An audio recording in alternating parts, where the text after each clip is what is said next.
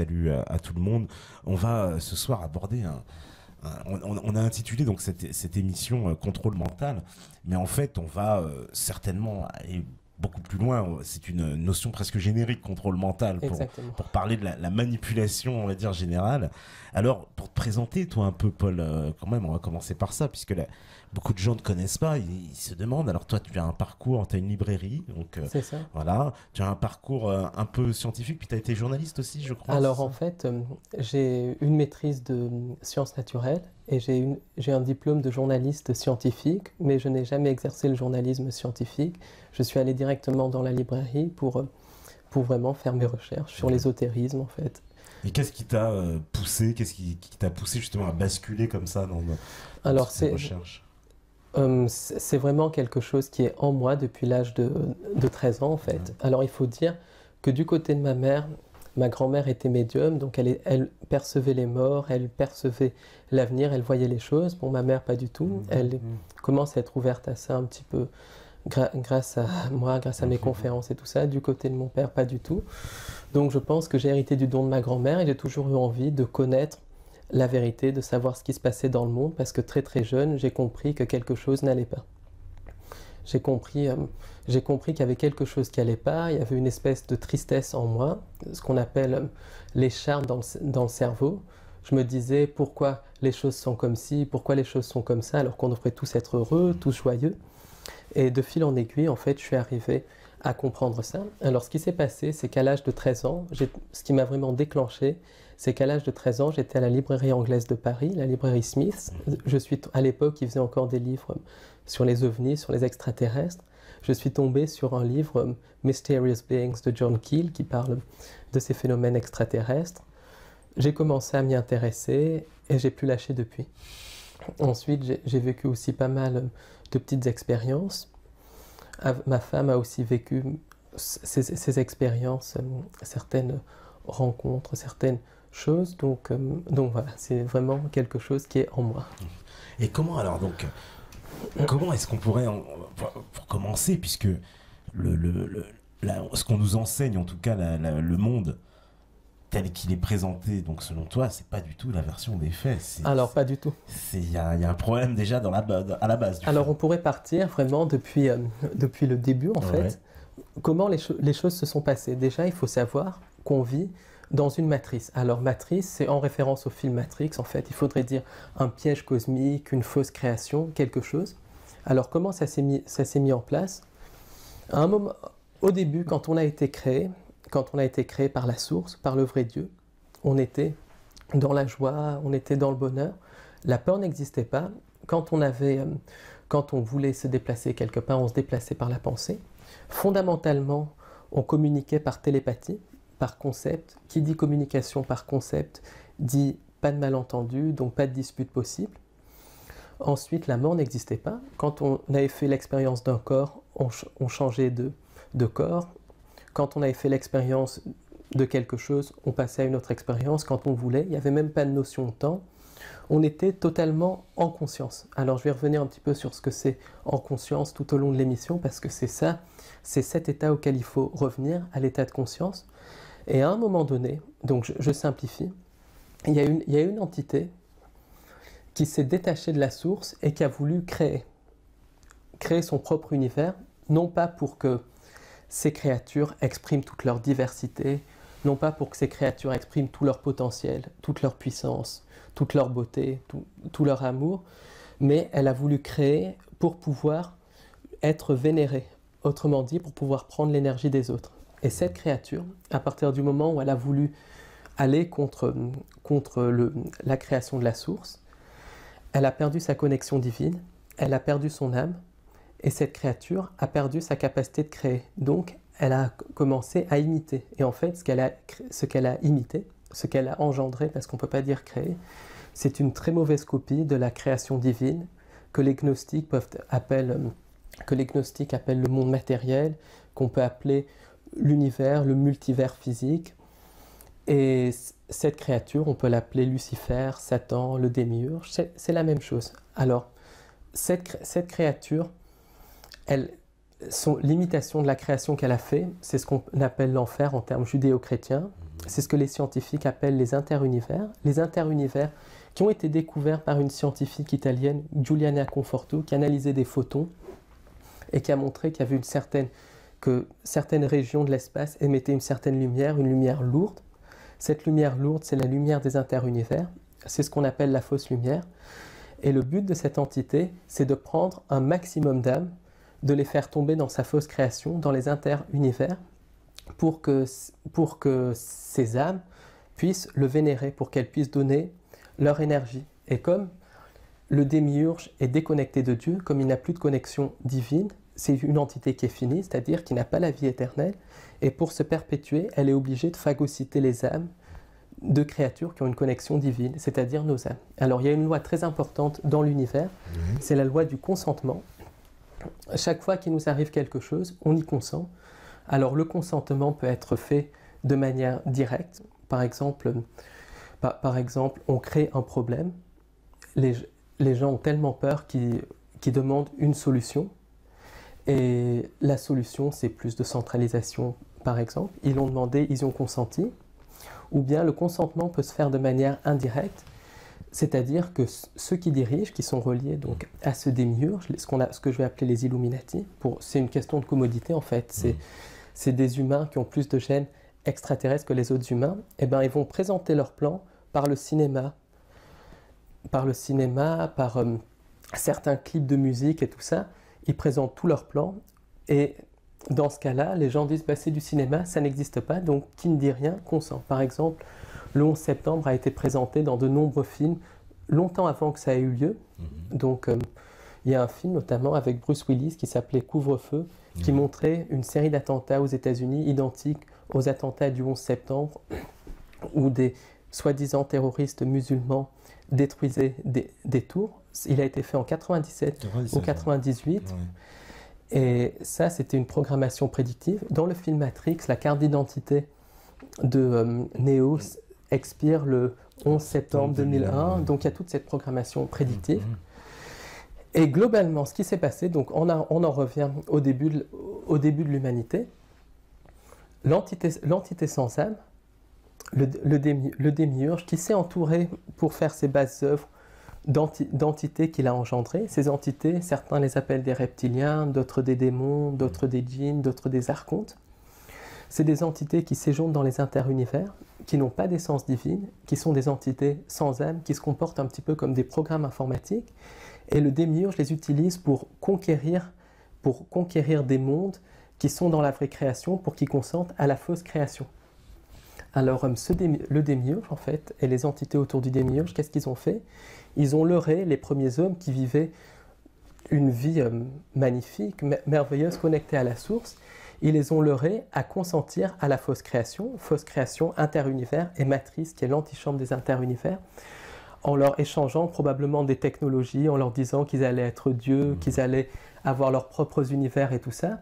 Et ça a été en échange de promesses qui ne sont jamais arrivées. Et quand les premiers humains ont symboliquement consenti à la matrice et aux interunivers, ça a été la chute de l'homme, il y a eu l'apparition de l'illusion de la mort, l'apparition de l'illusion de la maladie, de l'illusion du temps qui passe, il y a eu nos capacités psychiques qui ont été complètement bloquées ou beaucoup diminuées et tout ça.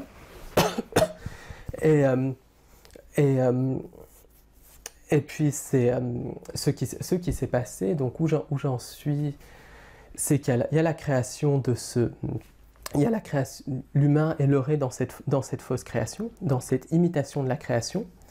Il commence à tomber dans la matière, il commence à chuter. Il y a l'apparition de l'illusion de la mort, il y a l'apparition de l'illusion de la maladie, l'apparition de l'illusion du temps qui passe. Ensuite, comme le changement de réalité a entraîné une modification de la vibration, l'ADN des humains a été modifié. Au lieu d'être un ADN à 13 brins connecté à la source, l'ADN est devenu un ADN à 2 brins, l'ADN qu'on a maintenant. Et cette modification de l'ADN par les entités sans âme a entraîné l'apparition d'une chose qui est capitale à comprendre si on veut comprendre le thème de la conférence de ce soir, enfin le thème de l'interview de ce soir, c'est le subconscient. Le subconscient, c'est quoi? C'est En gros, le robot pilote s'est connecté au cerveau reptilien. C'est la matrice en nous, puisque la matrice est holographique. Et la plupart des gens, donc que ça soit vous, que ça soit moi, que ça soit toi, on est régenté par notre subconscient. Les gens éveillés sont régentés à 90% par le subconscient. Les gens qui dorment sont régentés à 99% par le subconscient. Les portails organiques sont régentés à 100% par le subconscient. Je reviendrai sur les portails organiques tout au long de la conférence. Et le subconscient, c'est la matrice en nous. C'est comme la manière de penser des archontes, des reptiliens, des entités sans âme qui a été placée en nous par modification génétique. Alors, il y a une personne qui a beaucoup parlé de ça, c'est Castaneda. Castaneda qui disait que les flyers, donc les flyers c'est un autre terme pour désigner les archontes, avaient donné à l'homme un cadeau empoisonné, et ce cadeau empoisonné, c'était leur manière de penser. Une manière de penser inconsciente, subconsciente, basée sur la peur, basée sur la peur, basée sur l'envie de phagocyter l'autre et tout ça. Le subconscient, comment on peut le définir? C'est la matrice en nous, puisque la réalité est holographique, le tout est contenu dans la partie. C'est ce qui régente la plupart de nos pensées. Ça pense beaucoup plus vite que le conscient. Par exemple, il y a eu des tests qui ont été faits. Quand on applique un stimulus sur la personne va réagir quelques millièmes de seconde avant que les stimuli soient appliqués sur elle. Par exemple, quand on va la piquer avec une aiguille, elle va réagir avant qu'elle ne soit piquée par l'aiguille. Ça, c'est le subconscient qui commence à réagir. Le subconscient perçoit le subliminal, il perçoit la parole inversée, il perçoit l'infiniment petit. Donc il y a des peintres comme Van Gogh par exemple qui faisaient des dissimulations dans leurs peintures. Pourquoi? Parce qu'ils arrivaient à utiliser leur subconscient pour percevoir l'infiniment petit. Ils percevaient littéralement les microbes, ils percevaient des tout petits détails, et ils percevaient aussi l'invisible, parce qu'il arrivait à maîtriser son subconscient, à la fois l'utiliser pour percevoir l'infiniment petit et à l'éteindre pour percevoir les esprits de la nature, pour percevoir le monde invisible, les choses comme ça. Alors le subconscient, c'est quelque chose qui peut se programmer comme un ordinateur. Là, c'est quelque chose de capital. Le subconscient se programme comme un ordinateur, comme un programme informatique. C'est ce qui est à la base du contrôle mental. C'est-à-dire que les personnes donc, qui vont, on va dire ceux qui vont en tout cas user de ça, donc vont agir sur notre subconscient. Ça va être la cible, c'est le subconscient. Exactement, la cible c'est le subconscient, puisque c'est 90 à 99% de nos pensées, voire 100% de nos pensées. C'est-à-dire qu'il y a des jours où c'est notre subconscient qui a pensé pour nous. Nous, on n'a pas pensé par nous-mêmes, on n'a pas pensé consciemment quand on fait les choses machinalement. Regarde par exemple quand tu prends la voiture, tu te mets à conduire, tu penses même pas que tu conduis. Ça c'est un exemple typique du subconscient. Quand tu écris une lettre, tu l'écris parfois sans même penser, c'est le subconscient. Les gens vont répondre à une question de manière complètement robotisée, c'est le subconscient, c'est littéralement ça, et le subconscient se programme. Alors le subconscient c'est vraiment un sadique, il se nourrit de peur, et il est à l'origine de toutes les maladies. Donc qu'est-ce qui se passe? Quand il y a un traumatisme, par exemple, le subconscient va exprimer une peur, le subconscient va ressentir la peur, il va aimer ça parce qu'il se nourrit de ça, et donc il va créer un effet sur le corps physique pour pouvoir ressentir cette peur. Et cet effet sur le corps physique, c'est une maladie. Alors ça peut être de la grippe au cancer. Après c'est en fonction du terrain, en fonction de l'hygiène de vie, en fonction de tout ça, mais le subconscient, c'est ce qui est à l'origine de la plupart des maladies. Donc on arrive à soigner un traumatisme, on arrive à éteindre la partie du subconscient qui est stimulée, on arrive à soigner, stopper, bloquer la maladie. Et très souvent, par exemple, quand on a une grippe, quand on a un rhume, il faut voir pourquoi on a ça. Après, bon, on est entouré de gens qui ont la grippe très souvent, on est fatigué, il y a toutes les attaques de chemtrail et tout ça, donc le système immunitaire est affaibli, mais il y a toujours un traumatisme qui déclenche la maladie. C'est la même pour des maladies comme la grippe, comme le cancer et tout ça. Il y a toute une médecine, d'ailleurs, qui est basée là-dessus. C'est la médecine de Hammer. Donc on peut guérir aussi par le subconscient. On peut guérir par le subconscient, on peut se soigner par le subconscient. Bien sûr, il y a tout un travail de terrain à faire aussi pour rétablir le terrain. Mais en travaillant notre subconscient, on peut guérir, soigner toutes les maladies. Y compris les cancers, ça tu dis ça. C'est toutes les maladies. Toutes les maladies. C'est la médecine de Hammer, donc il y a la nouvelle médecine germanique, et il y a, on peut tout soigner théoriquement en attaquant le mal à la racine. Alors, on me dit intéressant, mais le subconscient est positif aussi, non? Quand on a un réflexe, par exemple. C'est vrai, il est toujours négatif, le subconscient. C'est forcément négatif. Parce que tu as dit qu'il se nourrit du négatif. Il y a des gens qui arrivent à programmer, parce que c'est un ordinateur, le subconscient, pour le positif. Par exemple, Vincent Van Gogh, d'autres peintres, d'autres personnes qui voient l'infiniment petit, qui décryptent le subliminal. Par exemple, à la boutique, on a un client qui décrypte littéralement, qui voit le subliminal dans les films. Alors ça, il a fait tout un travail là-dessus. Il a réussi à travailler son subconscient pour voir le subliminal. Et la plupart du temps, c'est malheureusement négatif, puisque la société le programme négativement. Parce qu'il est programmé, c'est ça que tu dis. C'est pas naturel alors le fait qu'il soit négatif de fait.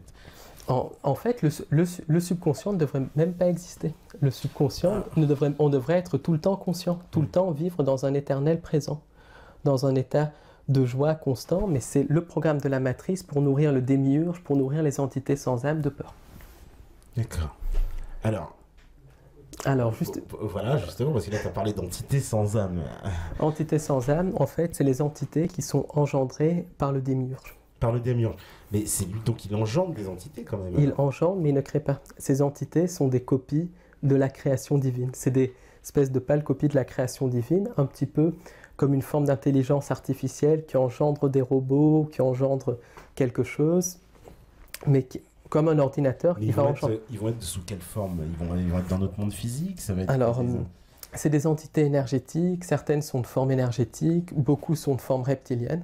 Ouais. Alors, elles ressemblent vaguement à des reptiles. J'ai eu une expérience avec une entité reptilienne, dont je parle dans mon bouquin d'ailleurs, en présence de ma mère. Ma femme aussi a eu une expérience avec une entité reptilienne. Donc, on décrit ça comme reptilien, faute de mieux. Hein. C'est-à-dire que ça, voilà, faute de mieux. Et il y en a qui ont des formes énergétiques, donc c'est ce que les gens appellent les djinns, les archontes. Et il y a un chercheur américain, je crois, ou anglais, Trevor James Constable, qui a pris des photos de certaines de ces entités. Et ces entités se présentent comme des boules d'énergie qui peuvent changer de forme de temps en temps. D'accord. Alors, il y en a qui ressemblent donc à des reptiles, hein, exactement. Reptiliens. Et est-ce qu'on peut, on les met directement en rapport avec les théories de Zecharia Sitchin et des Sumériens, les Anunnaki, etc. Globalement, c'est ça. En fait, ce qui s'est passé, c'est que il y a eu donc la modification énergétique quand on a consenti à la vraie création. Et ces reptiliens ont modifié notre ADN pour créer le subconscient, pour créer le cerveau reptilien, pour qu'on puisse être programmé plus facilement. Oui, voilà, donc ça corrobore alors les écrits de Zecharia et puis les écrits aussi donc de certains Sumériens. Alors non seulement les Sumériens, mais toutes les mythologies du monde. Par exemple, les Aztèques, les Incas parlaient de serpents à plumes, de dieux reptiliens.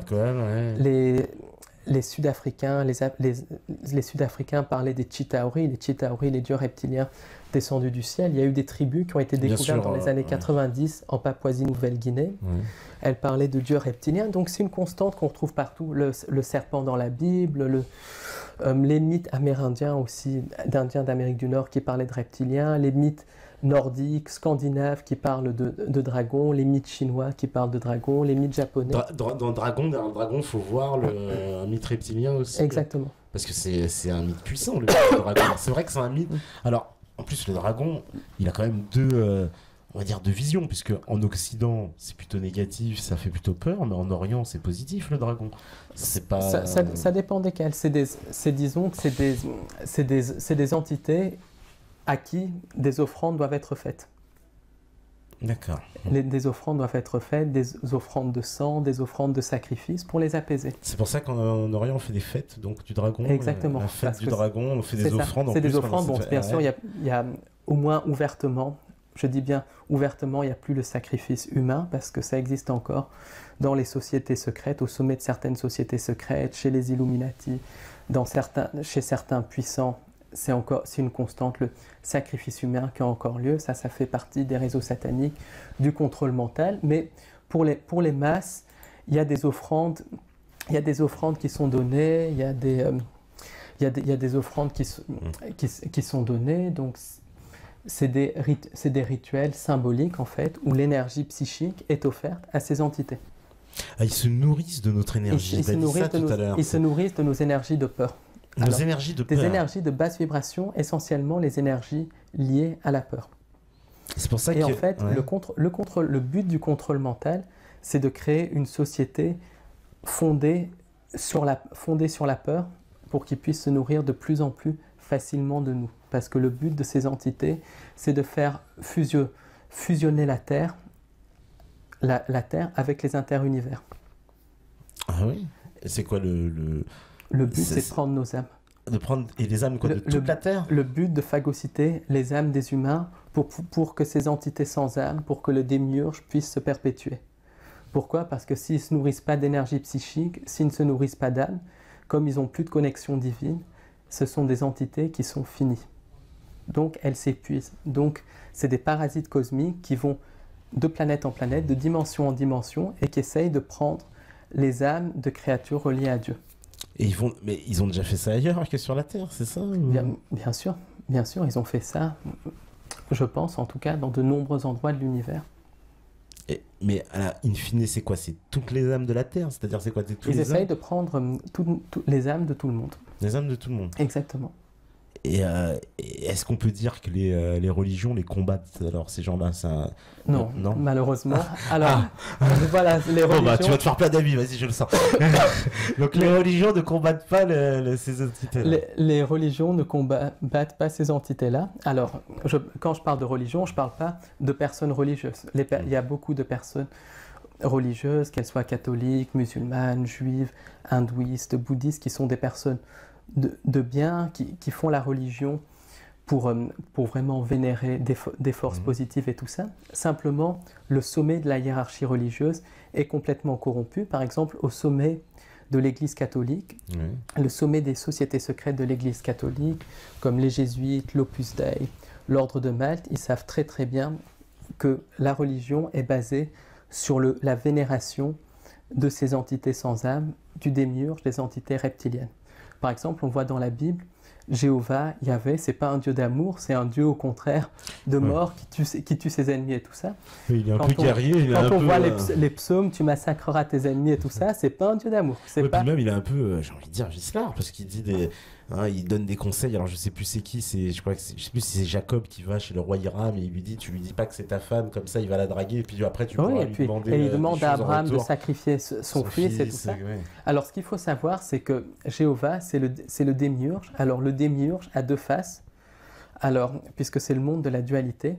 Alors une face fausse lumière, c'est Lucifer, c'est tout ce qui est le New Age, le faux bien, tout ce qui est l'arrogance aussi et tout ça. Et une face carrément le mal, une face satanique, c'est les réseaux sataniques, c'est le sacrifice humain, c'est ce qui est perpétué par une grande part de nos élites et tout ça. Et puis il y a une troisième face qui est proche du satanisme, c'est la face arimanienne. Ariman, le dieu de l'argent, le dieu du matériel, que beaucoup de gens vénèrent de plus en plus. Oui, c'est vrai. Donc ça, voilà. Oui, le dieu de l'argent. Mais parce que là, moi, ce que j'ai du mal à comprendre, c'est est-ce que ces entités-là, donc ces entités reptiliennes, elles sont à la fois, parce que c'est dans ce que tu me dis, à la fois j'ai un sentiment, tu me dis qu'elles sont dans quelque chose d'interdimensionnel, quelque chose qui ne serait pas de notre dimension, et à la fois elles interviennent et elles agissent dans le physique, dans notre monde. Alors, justement, on y vient. Ça, je vais y venir parce que c'est dans l'ésotérisme, ce qu'il faut savoir, pour tous tes auditeurs, pour tous les gens qui s'intéressent vraiment à ça, c'est qu'il n'y a rien de compliqué. Quand les choses sont compliquées, c'est jamais bon. C'est complexe, mais pas compliqué. Quand on voit le problème, c'est relativement simple. C'est le but de ces entités, on va les appeler reptiliennes pour faire beaucoup plus simple, sinon après on va se perdre. Le but de ces entités reptiliennes, c'est de nous faire consentir aux interunivers pour à terme avoir notre âme. Alors on va voir que il y a des solutions pour sortir de là et tout. Rien n'est perdu pour l'humanité, heureusement. Sinon, je ne serais pas en train de faire cette interview. Je serais en train de dormir. Donc, je te rassure. Et ce qui se passe, en fait, c'est que pour nous faire consentir aux interunivers, il y a toujours cette règle du consentement. Donc elles doivent nous faire consentir en premier lieu à une version édulcorée des interunivers. C'est ce que j'appelle la matrice. C'est le monde physique actuel. Mais la matrice va vibrer un petit peu plus haut que les interunivers à proprement parler. Et donc les entités reptiliennes ne vont pas pouvoir rester dans notre monde, dans la matrice, dans le monde physique pendant de très longues périodes de temps, parce que la vibration est incompatible avec elle, puisqu'elle vibre très bas et le monde physique vibre un petit peu plus haut. Donc pour cela, elles vont créer des hybrides, c'est-à-dire des humains qui ont plus de gènes reptiliens que les autres humains. Et ces hybrides étaient à l'origine les familles régnantes de l'Antiquité, les familles de la noblesse européenne, de la noblesse asiatique, de la noblesse inca. D'ailleurs, les rois d'Angleterre disent carrément avoir le droit de régner par divinité. Ça existe même de nos jours, la reine tient son pouvoir de Dieu. Il y a aussi l'ordre du dragon qui a été fondé en 1400 et quelques par le prince Sigismund. Le prince Sigismund, c'était un prince d'Europe de l'Est qui qui descendait des dragons, donc ça lui donnait le droit de régner sur le reste de l'humanité, que les autres humains étaient des espèces de sous-races. C'est bien sympathique, ces gens. Les empereurs chinois et japonais disaient descendre du dragon. L'empereur japonais est encore considéré comme un dieu sur Terre, c'est ce qu'il faut savoir. Les rois incas étaient considérés comme descendants du serpent à plumes, les aztèques, c'était pareil, les chefs vikings descendaient du dragon. D'ailleurs, les bateaux vikings, le drakkar fait référence au dragon. Les chefs amérindiens d'Amérique du Nord descendaient également des dragons. Donc on retrouve toujours cette notion de rois qui descendent du serpent, qui descendent de Dieu. Alors, c'est pas le Dieu du petit Jésus, c'est pas le bon Dieu, le gentil Dieu, c'est pas la source. Quand on voit tous les massacres qu'ont commis ces rois et tout ça au fil des temps. Et aujourd'hui, ces familles hybrides sont ce que je vais appeler les Illuminati. Alors les Illuminati, c'est un terme générique, encore il y en a qui appellent ça la Kabbale, d'autres qui disent les familles régnantes, peu importe, on dit Illuminati parce que c'est un terme qui est connu.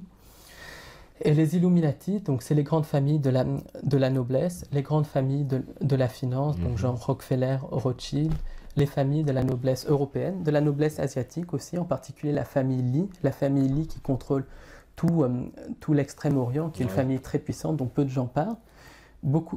Des familles aussi, d'autres familles, les Bourbons et tout ça, qui sont liées à la famille Windsor. Selon les chercheurs, il y a 15 à 20 familles Illuminati qui tiennent la Terre. Et ces familles Illuminati ont plus de gènes reptiliens que les autres humains, et donc elles sont plus compatibles à la possession par des entités reptiliennes.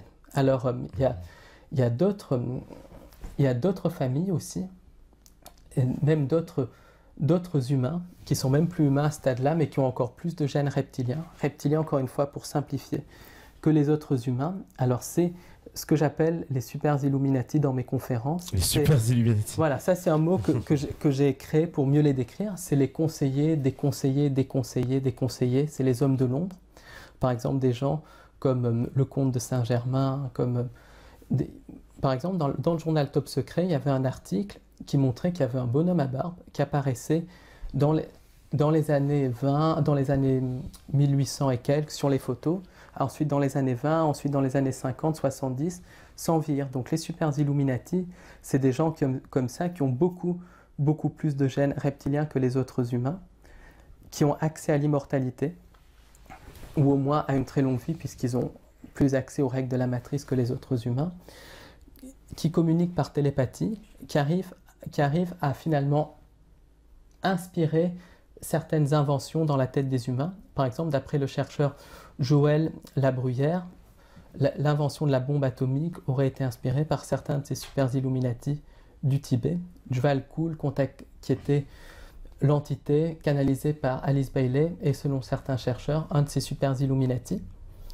Oui. Et les Illuminati, en gros, comme ils ont plus de gènes reptiliens que les autres humains, vont être plus facilement possédés par des entités reptiliennes que les humains classiques. On peut tous être possédés, mais les Illuminati ont plus de facilité d'être possédés puisqu'ils ont cette compatibilité génétique, et c'est eux qui continuent à régner sur le monde basiquement, et ils sont activés par possession. Ils ont des pouvoirs. C'est quoi les pouvoirs qu'ils ont? Alors, les pouvoirs... Oui, qu'est-ce que ça confère, cette génétique différente? Alors, cette génétique, ça leur donne soi-disant, d'après eux, le droit de régner sur le reste du troupeau humain. Certains ont des pouvoirs psychiques, par exemple, beaucoup d'Illuminati dans la finance, dans la finance étaient très souvent les sorciers des rois au Moyen-Âge, donc ils étaient très versés dans la sorcellerie, dans le satanisme.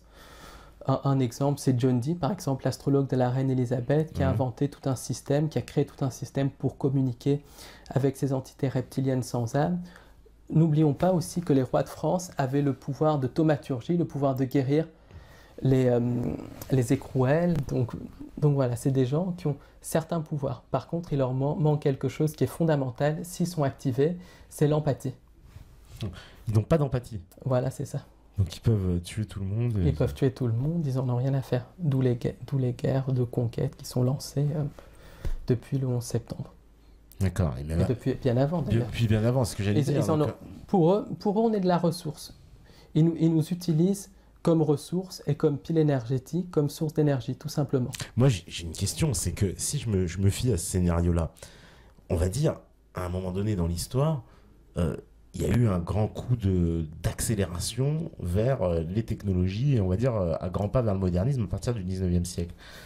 Est-ce que eux, ils ont un rapport avec cet élan? Complètement.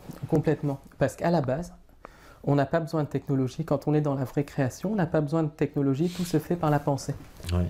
Tout se fait par la pensée. Et le but de ces entités, c'est de nous faire consentir à un gouvernement mondial pour créer une société uniforme, parce qu'on manipule plus facilement une société uniforme qu'une société diverse. Ils détestent la diversité, où chacun exprime sa propre opinion. C'est ce qui fait la beauté de l'humain, d'ailleurs. Tu es différent de moi, je suis différent de toi. C'est ce qui fait la force, la beauté de l'humanité. Donc ils veulent uniformiser tout le monde, créer un nouvel ordre mondial, créer une religion mondiale basée sur un sauveur externe. Pourquoi le sauveur externe? Parce qu'ils veulent en fait créer un chaos et ensuite se présenter comme les sauveurs de l'humanité. Ensuite, ce qu'ils veulent, c'est éliminer une partie des humains, les humains qui leur résistent, les gens qui savent penser par eux-mêmes. Donc il y a un programme de réduction de la population qui est en cours depuis 30 ou 40 ans. Programme de réduction par l'intermédiaire des vaccins, par l'intermédiaire des chemtrails. Chemtrails, c'est ces traînées qu'on voit. Traînées chimiques. Traînées chimiques, voilà. Oui. Par l'intermédiaire aussi d'OGM, par l'intermédiaire de bactéries génétiquement modifiées, en introduisant des nouveaux virus comme le sida et l'Ebola. Il y a un programme d'éradication de l'humain, en particulier des humains qui savent penser par eux-mêmes. Ils veulent aussi éradiquer les cultures primitives, d'où les famines provoquées en Afrique et tout ça. Cultures primitives entre guillemets, parce que ces cultures sont tout sauf primitives. Elles sont beaucoup plus connectées à la source que les autres, puisqu'elles ne sont pas corrompues par la technologie. Alors, qu'est-ce que je voulais dire? Oui, alors toutes les technologies sont introduites quand elles vont servir la manipulation reptilienne, quand elles vont servir la manipulation Illuminati. Par exemple, l'Internet a été introduit dans les années 90 parce que ça sert, par des procédés que j'expliquerai après, la manipulation Illuminati. Bien qu'on puisse s'en servir pour lutter contre eux, pour faire passer l'information, comme c'est le cas avec MetaTV, ça sert la manipulation Illuminati. Le pétrole a été introduit à un moment donné où ça pouvait créer des guerres au niveau du Moyen-Orient. Qu'est-ce qu'on peut dire d'autre? Il y a des énergies libres aussi, des technologies de voyage dans l'espace, dans le temps, des technologies qui pourraient nous faire vivre sans avoir à dépenser d'argent pour l'électricité, qui pourraient mettre un terme à la faim dans le monde. Elles sont cachées pour le moment et elles seront mises sur le marché quand ça servira les Illuminati, et ça sera malheureusement pas pour le bien de l'homme. Alors, qu'est-ce que je pouvais rajouter d'autre? Leur but final, c'est de nous faire consentir à la puce. Pourquoi? Parce que symboliquement, quand on consent à la puce, on consent au transhumanisme, on consent à fusionner avec la machine, et symboliquement, quand on fusionne avec la machine, on devient un être inorganique et on perd notre âme, surtout si on y consent. Donc je ne parle pas de quelqu'un qui, par exemple, se casse une jambe et a une prothèse de hanche ou un truc comme ça. Je parle de quelqu'un qui va fusionner avec la machine pour pouvoir développer ses pouvoirs psychiques et tout ça, tu vois, un petit peu la différence. Et ce qui se passe, c'est qu'ils veulent en gros créer un chaos maximum pour que les gens demandent le sauveur externe. Alors c'est ce que j'appelle le projet Bluebeam, c'est la mise en scène de l'arrivée d'un faux sauveur. Ça ferait l'objet vraiment d'une interview en elle-même. Et projet Bluebeam complètement réel, ce projet-là, parce que... Complètement réel, et c'est en train d'avancer de plus en plus. Enfin ça ferait l'objet d'une autre interview, mais en gros, ils sont en train de créer un maximum de chaos. Ils sont en train aussi de pousser cette idée d'extraterrestre qui existe bien, mais tout d'un coup, du jour au lendemain, il y avait tout un secret dessus, et du jour au lendemain, ils commencent à avoir des émissions dessus comme Alien Theory et tout ça. Ils sont présentés comme nos dieux, alors qu'ils ne sont pas des dieux, ils ne nous ont pas créés, mais ils nous ont génétiquement modifiés. Là, c'est très différent de créer, il n'y a que la source qui peut créer. Et surtout, ce qu'ils veulent, c'est qu'on accepte un faux sauveur externe.